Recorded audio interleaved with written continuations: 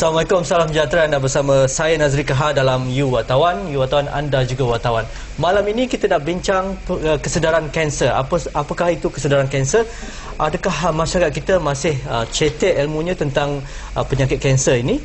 Fakta yang saya ingin berkongsi bersama dengan penonton sekalian iaitu kanser payudara merupakan pembunuh utama bagi wanita di Malaysia. Itu satunya. Setiap wanita 20 tahun ke atas berpotensi untuk mendapat kanser payudara. Yang kedua. Yang ketiga, kanser bakal menjadi pembunuh nombor 1 peringkat global selepas selama ini penyakit jantung menjadi pembunuh nombor 1 manusia. Jadi menjelang 2010, kanser akan menjadi tempat nombor 1 sebagai pembunuh utama manusia. Dan yang keempat, kanser usus merupakan pembunuh utama bagi kaum lelaki. Itu yang mungkin yang ramai yang tak sedar, ramai yang tidak tahu. Jadi kita akan berkongsi pengalaman, berkongsi idea, berkongsi pendapat dengan rakan-rakan wartawan dan juga pakar di studio. Jadi sebelum kita meneruskan perbincangan kita dengan tamu di studio, kita saksikan dulu paparan ini. Kanser bagi saya tak sepatutnya dilihat secara negatif. It's supposed to be looked at as satu cabaran untuk individu itu sendiri. Kalau kita boleh bagi contoh ya, the late Datin Sri Endon, dia ada kanser, breast cancer, tapi she fights until the end. That is what a person yang ada kanser should act. Just if they know diorang dapat kanser, diorang terus murung, tak boleh nak terima hakikat. But sepatutnya ambil itu sebagai cabaran dan cuba untuk mengubati diri sendiri.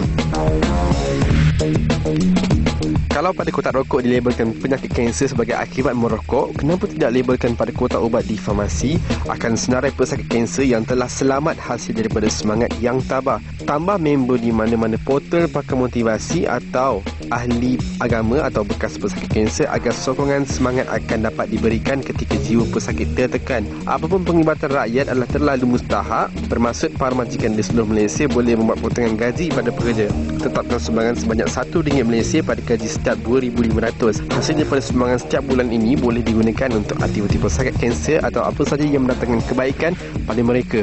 Tidak ada gunanya berbicara pasal sokongan anda RM1 Malaysia pun dirasakan hak mutlak yang tidak boleh dibahagikan pada yang susah. Terima kasih rakan-rakan wartawan daripada Fazila dan juga Jalin Julin. Satu pendapat yang menarik, Jalin tadi mengatakan mengapa tidak kita paparkan nama-nama breast cancer survivor di kotak-kotak ubat yang berkenaan dengan kanser ini, ataupun kita letakkan alamat NGO-NGO yang bertungkus lumus memberikan pandangan, memberikan pendapat, memberikan khidmat nasihat kepada pesakit-pesakit kanser ini. Satu idea yang bagus daripada rakan wartawan. Saya kenalkan tamu saya pada malam ini, Cik Habibah Abdul Rahman, Pegawai Kansler Makna, itu Majlis Kanser Nasional. Cik Habibah, bagaimana kita melihat tahap kesedaran orang ramai berbanding 10 tahun yang lepas dengan hari ini tentang kanser? Saya nak beritahu bahawa memang banyak kesedaran mereka ya.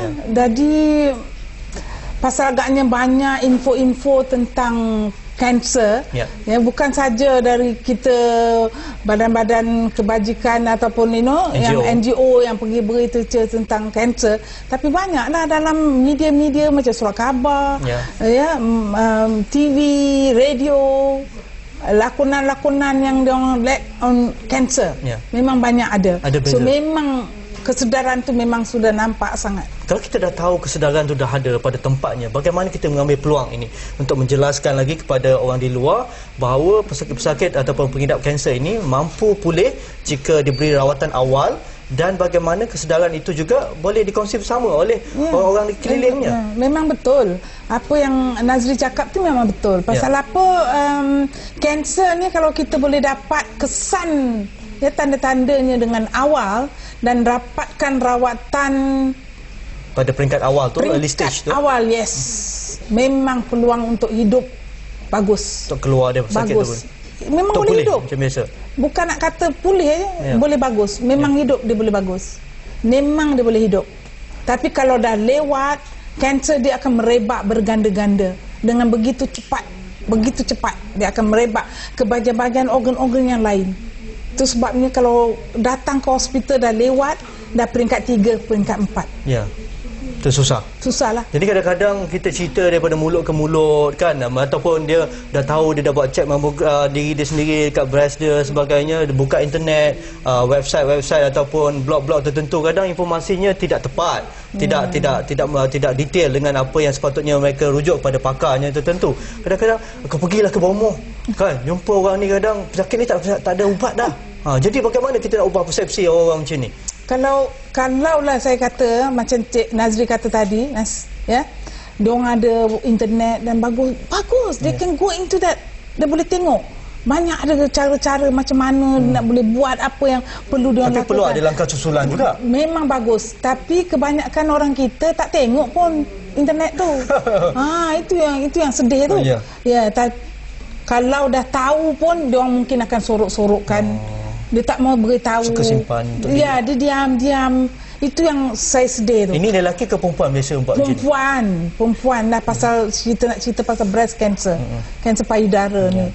Kalau itu yang jadi murung tu lah, seperti yang tadi cakap. Tadi saya nak cakap kan, dia pasal payudara. Dia orang malu nak cakap kan, jadi dia terus sorok. Nak pergi, tak nak pergi. Dah lama, dah besar baru nak pergi. Terlambat dah tu. Jadi ada peranan orang keliling dia tu? Yang husband ataupun anak-anak ke parents yang peliknya dia sorokkan juga dari suami dia. Kalau suami dah tahu, memang ada yang akan suruh, mari kita pergi hospital, mari kita pergi dapatkan rawatan. Memang elok, memang bagus. Ada juga persepsi mengatakan bahawa rawatan kita tak cukup canggih lagi, tak cukup moden untuk merawat pesakit kanser, tak kira lah payudara ke usus ke kanser tulang dan sebagainya. Jadi kata, alah tak apalah, dah sampai masanya, dah Tuhan dah beri pesakit ni, saya terima je lah, tak perlulah berhabis duit beribu-ribu, ratus-ratus ribu nak pergi rawatan dan sebagainya. Bagaimana kita nak ubah? Dan betulkan faktanya bahawa rawatan dah ada? Saya nak beritahu ni begini, mungkin hospital-hospital besar yang ada kepakaran, ada alat-alat untuk mengesah macam mammogram, ultrasound. Kalau macam hospital-hospital dekat kampung dan sebagainya, memang tak ada. Itu kemuskilan lah sikit kan.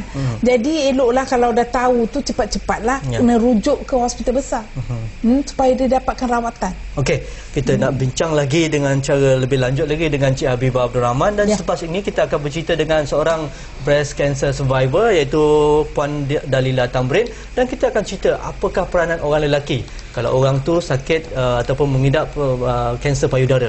Penting untuk orang lelaki. Kita jumpa lagi selepas ini.